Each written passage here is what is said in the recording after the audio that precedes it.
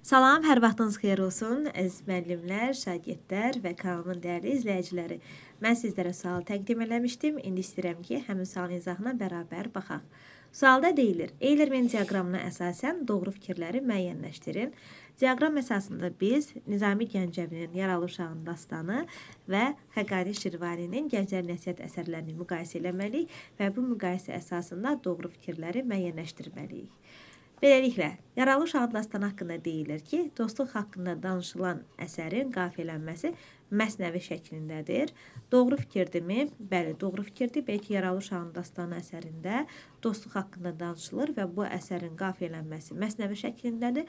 Ancaq nəzərə alsaq ki, bu fikir eyni zamanda Gənclər Nəsihət əsəri üçün də doğru fikirdir. Biz biri doğru cavab olaraq qiymətləndirə bilmərik. Çünki bir burada deyil, ortada yazılmalı olan fikir idi. Ona görə biri götürməyəcək. Hər iki əsərdə dostluqdan danışılır və hər iki əsərin qafiyələnməsi məsnəvi şəklindədir. 2-də deyilir ki, iki şey ağla nöqsan sayılır, yersiz susmaq ilə yersiz söz demək. Misraları əsərdə nəql olunan hadisə ilə səsləşir.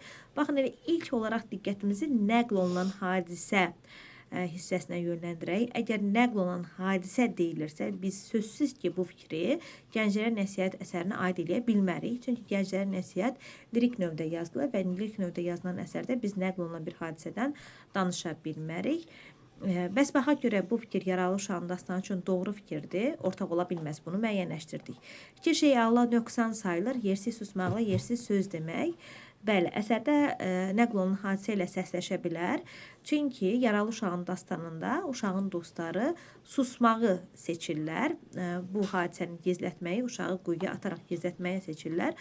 Bu da onların ağlında nöqsan olduğunu göstərir, ağılsız dost olduqlarını göstərir. Yəni, çox da rahat şəkildə biz ikidəki fikri doğru cavab olaraq dəyərləndirə bilərik. Baxaq 3-ə. 3-də nə deyilir? 3-də deyilir ki, müəllif tövsiyəsinə yer verilən əsərdə ağıl üstün növmə kimi dəyərləndirilmişdir. Doğru fikirdirmi? Hər iki əsər üçün. Baxın, yarı-yarı baxaq. Demişik ki, bu cür cümlələrə biz hissə baxmalıyıq. Birinci baxaq cümlənin birinci hissəsinə. Müəllif tövsiyəsinə yer verilən əsərdə. Hər iki əsərdə müəllif tövsiyəsinə yer verilir. Ümumiyyətlə, Gənclərə Nəsihət başdan ayağa müəllif tövsiyəsi əsasında yazılmış əsərdir. Yaralı Uşağın dastanında da biz müəllif tövsiyəsini görürük. Belə ki, hər kimdə ki vardır ağıllıq cövhəri, o bacarır hər işi, parlar onun cövhəri üçün misraları da daxil olmaqla bu hissədən sonraki hissə Nizami Gəncəvinin tövsiyəsidir, yəni müəllifin tövsiyəsidir. Yəni, müəllif tövsiyəsinə yer verilən əsərdə hissəsi doğrudur. İndi yerdə qalana baxaq. Ağıl üstün nemət kimi dəyərləndirilmişdir. Bu, Yaralı Uşağın dastanı üçün doğru fikirdirmi? Bəli, doğru fikirdir. Elə bayaq söylədiyim misralarda deyilirdi ki, hər kimdə ki vardısa ağıllıq cövhəri, o bacarır hər işi, parlar onun gövhəri. Elə bu misralar bizə kifayət edir deyək ki, ağıl üstün nemət kimi dəyərləndirilir.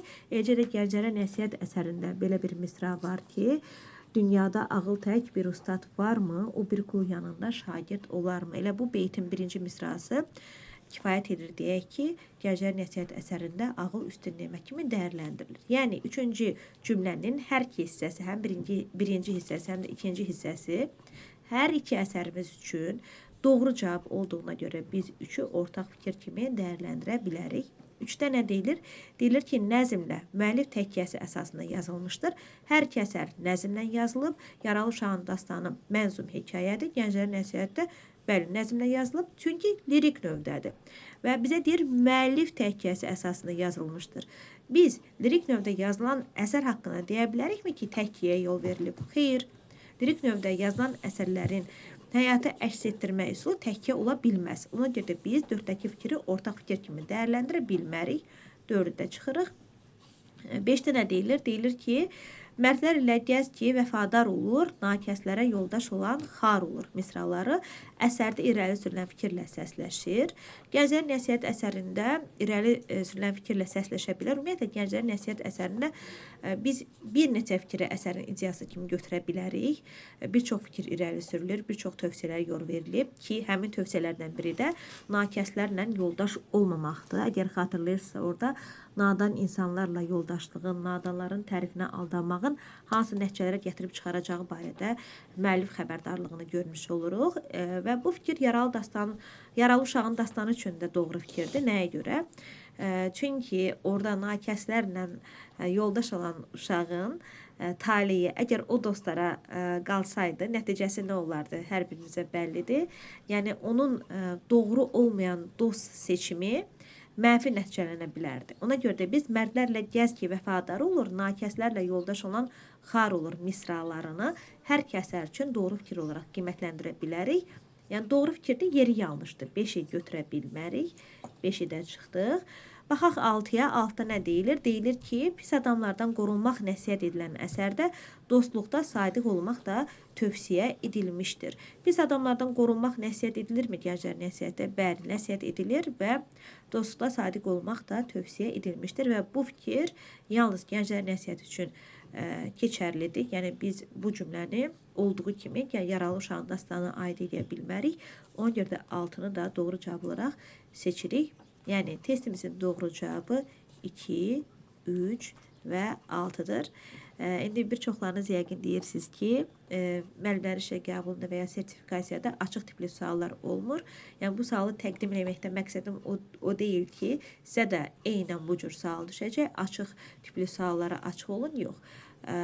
Yəni məqsədim sizin çıxma yolu ilə deyil, öz biliyinizi işə salaraq, öz yaddaşınızı beynimdə yeniləyərək doğru cavabı tapmağınız idi. Bəzən çıxma yoluna test tapmaq çox rahat olur və biz dərindən düşünmədən də testin cavabını tapa bilirik. Ona görə də istədim açıq şəkildə sualı təqdim edeyim. Yəni cavab variantları olmadan təqdim edeyim ki, yəni sizə bir faydam dəymiş olsun. Beləliklə, testimizin doğru cavabı 2, 3, 6 sizlər üçün faydalı ola bildimsə, nə xoş halıma. Diqqətiniz üçün təşəkkürlər.